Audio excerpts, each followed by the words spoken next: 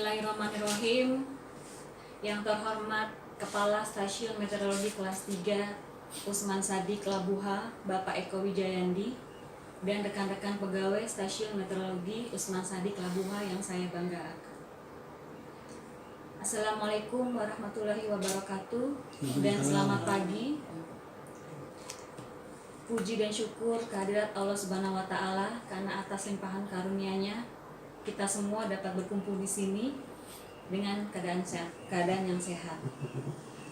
Perkenalkan, saya Dwi Purniati dari Stasiun Usman Sadik Labuha, peserta Diklat PMG Ahli Angkatan 40 tahun 2020 untuk mempresentasikan jurnal ilmiah internasional sebagai tugas dari Diklat PMG Ahli tahun 2020. Adapun jurnal yang saya ambil adalah Forest Fire Detection in Indonesia using Satellite Himawari H Case Study Sumatera and Kalimantan on August-Oktober 2015. Deteksi kebakaran hutan di Indonesia menggunakan satelit Himawari 8, studi kasus Sumatera dan Kalimantan pada Agustus sampai Oktober 2015. Jurnal ilmiah ini ditulis oleh 3 penulis, yaitu Faktur Royan, Trinawati, dan Anderson Panjaitan, yang dipublikasikan pada tanggal 1 Januari 2017. Ketiga penulis tersebut merupakan pegawai dari Puslitbang BMKG. Adapun outline pokok bahasan dari jurnal ini yaitu 1. Pendahuluan, 2. Data dan metode, 3. Hasil dan pembahasan, 4. Kesimpulan, dan yang terakhir, kelima adalah referensi atau daftar pustaka.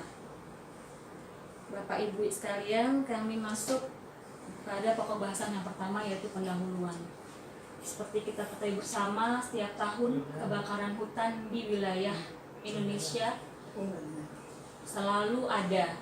Ini terjadi pada meluas di sebagian besar provinsi Sumatera dan Kalimantan.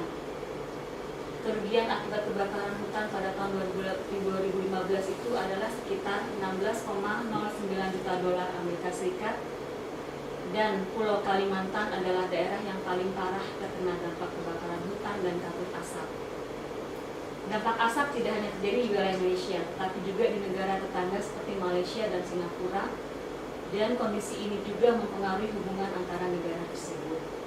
Berbagai penelitian sudah dilakukan dengan berbagai macam satelit cuaca, di antaranya menggunakan satelit cuaca Intisat, akan tetapi mempunyai kelemahan, yaitu mempunyai resolusi temporal yang lemah.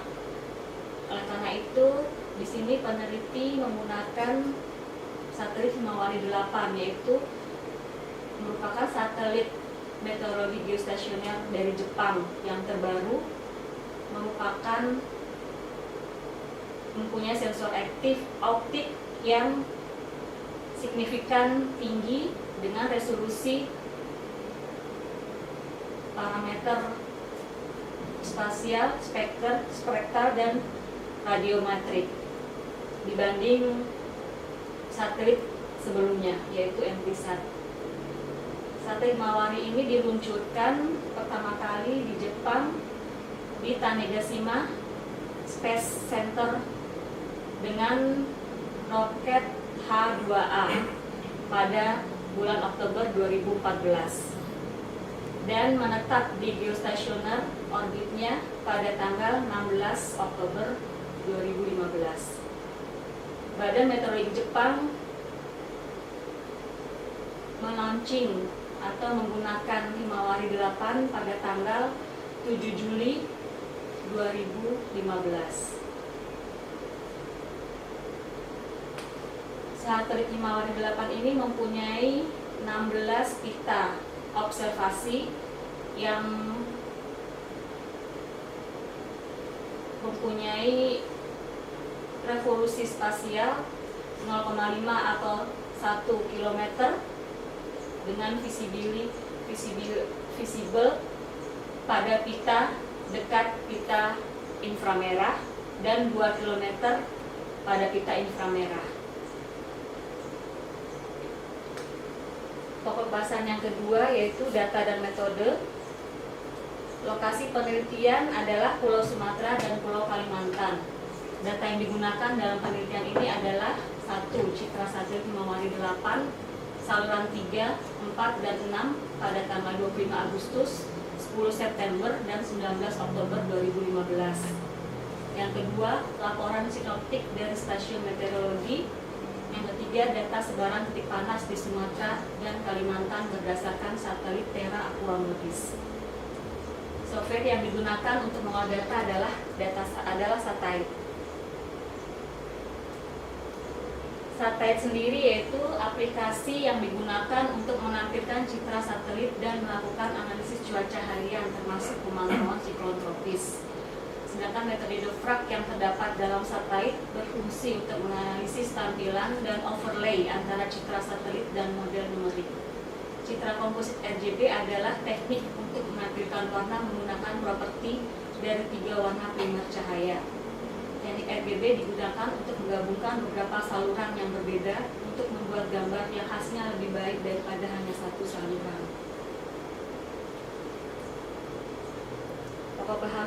Pokok bahasan selanjutnya yaitu hasil dan pembahasan. Di tanggal 25 Agustus 2015, di gambar A, yaitu Provinsi Sumatera, terdapat warna coklat menggambarkan adanya kebakaran hutan yang terkena di Provinsi Riau dan Sumatera Selatan. Sedangkan di Kalimantan terdapat di Kalimantan Tengah. Di peta sebaran titik api menunjukkan adanya titik-titik api yang berwarna merah itu menunjukkan lokasi yang sama dari hotspot, yaitu terdapat sinyal adanya kebakaran hutan. Sedangkan yang tabel 1 itu merupakan stasiun cuaca yang terdekat di lokasi. Itu menunjukkan dari Sumatera, Pekanbaru, Rengat, dan Palembang, arah angin dari selatan dan tenggara, sehingga penyebaran asapnya cenderung ke arah barat laut Sumatera. Sedangkan arah angin di Kalimantan didominasi dari tenggara dan timur. Itu ditunjukkan oleh dari Palangkaraya, Pangkalan Bun, dan Sampit, sehingga asapnya menyebar ke arah tengah dan barat Kalimantan. Di tanggal 10 September 2015 terdapat area Sumatera di Provinsi Sumatera menunjukkan bahwa pukul 6 ITC sama dengan sebaran asap, arah dan kecepatan angin didominasi oleh kalem atau tenang dari Pekanbaru dan Rengat. Sedangkan di Kalimantan penyebaran asap sebagian besar di bagian tengah dan timur Kalimantan, sementara titik api terletak di Kalimantan Tengah, Selatan, dan Timur, sebagian besar kalem. Palangkaraya, Palembang, dan Sampit itu dari timur, dan sedangkan penyebaran dari arah angin timur menyebabkan penyebaran asapnya ke arah barat Kalimantan.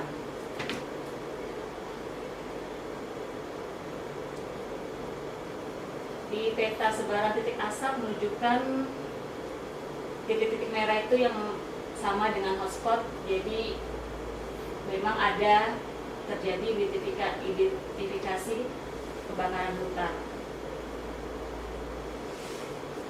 Pada tanggal 19 Oktober 2015 terlihat di Provinsi Sumatera ada warna coklat, terjadi kebakaran hutan sama dengan hotspot karena arah angin sebagian besar kalem di Pekanbaru dan Rengat. Di Kalimantan sebagian besar di bagian tengah dan timur Kalimantan. Sementara titik api terletak di Kalimantan Tengah, Selatan, dan Timur. Sebagian besar arah angin kalem.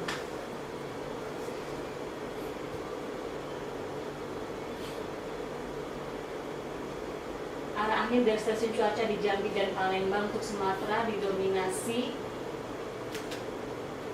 dari arah tenggara, sehingga penyebaran asap cenderung ke arah barat laut di Sumatera. Sedangkan arah angin Kalimantan didominasi dari timur, Palangkaraya, dan Sampit. Dari ketiga bulan tersebut didapat terlihat teknik RGB pada Himawari kelihatan dengan jelas, terutama pada daerah yang tidak tertutup awan. Sedangkan pola warna coklat teknik RGB Fals Himawari menunjukkan adanya kebakaran hutan atau lahan. Dan analisis ini didukung oleh visibility asap yang didapat dari stasiun cuaca di sekitar lokasi dan peta titik sebaran panas didapat dari hasil satelit MODIS. Sedangkan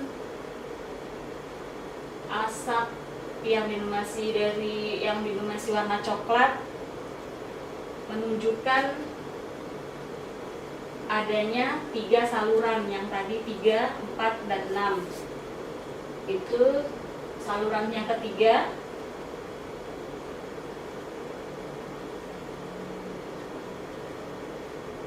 saluran 3 ini merupakan saluran dengan panjang gelombang 0,64 mikrometer dengan interval 0,2 hingga 0,55 mikrometer yang merupakan warna merah. Dan saluran yang keempat yaitu panjang gelombang 0,84 mikrometer dengan interval 0,3 hingga 0,55 mikrometer merupakan warna hijau. Dan saluran 6 yaitu panjang gelombang 2,3 mikrometer dengan interval antara 0,04 sampai 0,21 mikrometer yang merupakan warna biru.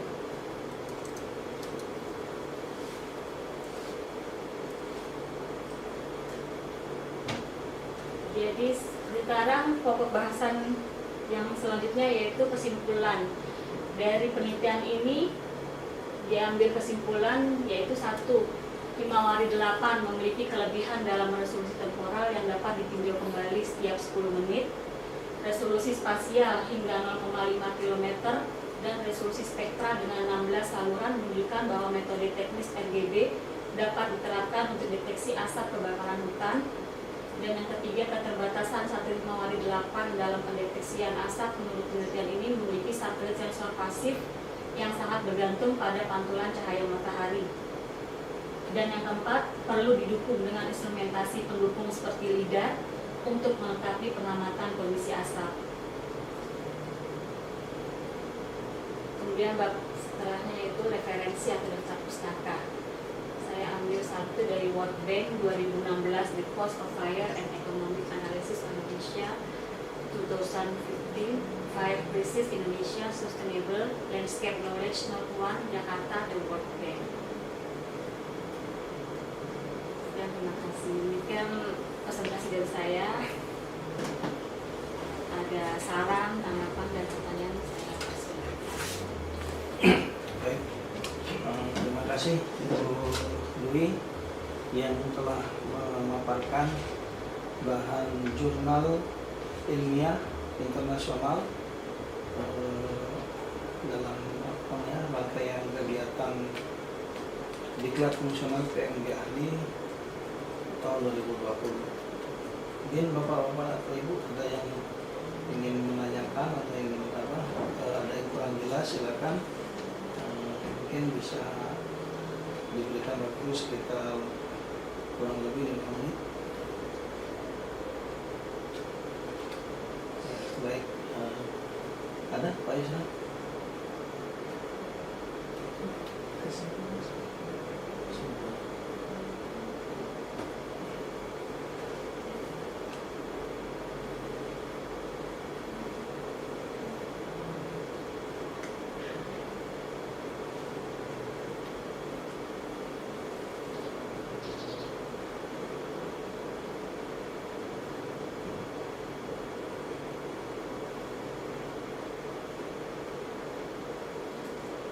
Mungkin saya dulu ya.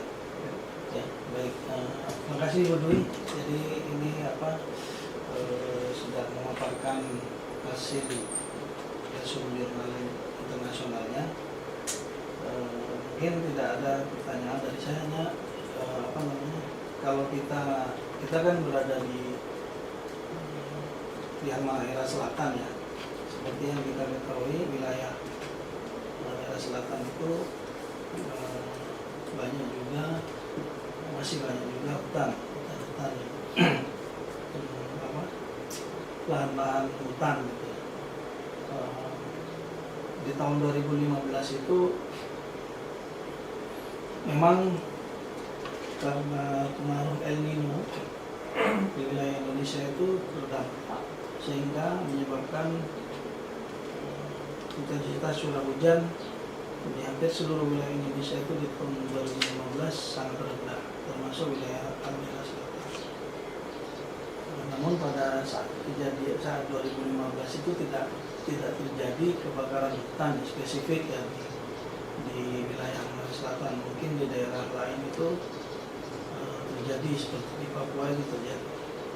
Nah, kira-kira ada nggak hotspot yang terjadi yang diakibatkan oleh selain kebakaran hutan? Biasanya kan tadi kan disampaikan menggunakan Terra Aqua Modis ya, data titik sebaran hotspotnya itu, titik panasnya itu kan dia tidak menunjukkan bahwa titik panas itu hanya dari hutan, hanya dari kebakaran hutan, bisa saja dari yang lain. Jadi titik panas itu tidak identik dengan kebakaran hutan. Kira-kira kalau di Halmahera Selatan ada nggak menurut Ibu Dwi titik panas yang kira-kira bisa terjadi itu dari apa?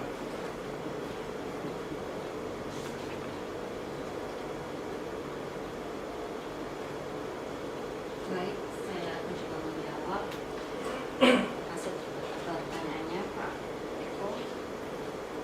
Saya masih belum begitu ini tentang hotspot ini masih. Jadi kalau mengenai Halmahera Selatan saya juga belum begitu tahu bagaimana titik hotspotnya selain dari kebakaran hutan. Mungkin ada ya, karena baru juga ya. Jadi mungkin saya perlu kasih tambahan pengetahuan bahwasanya di Halmahera Selatan itu cukup sering terjadi. Nah itu saya pernah ditanyakan oleh teman di pusat, itu ada titik panas di Halmahera Selatan, itu kira-kira apa, kebakaran hutan atau bukan? Ternyata setelah pernah juga dari Kapolres itu menanyakan, itu Pak, saya di data itu ada titik panas di Halmahera Selatan. Ternyata ini mungkin buat teman-teman juga semua, ternyata titik panas yang dihasilkan oleh data sebaran titik panas itu adalah ini panas dari smelter tambang atau di daerah Obi sana. Daerah Obi artinya baik data Himawari ataupun yang lain itu belum bisa, kalau menurut saya ya, memang bisa untuk mendeteksi kebakaran hutan.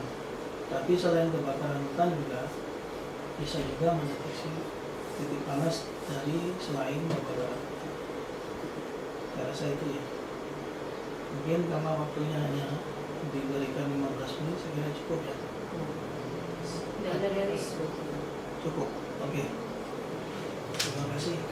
Terima kasih sekali lagi bagi teman-teman yang meluangkan waktu bisa hadir di sini, juga untuk kantor stasiun memfasilitasi agar saya bisa memprestasikan tugas PMGA saya. Sekian dan terima kasih. Assalamualaikum warahmatullahi wabarakatuh. Waalaikumsalam.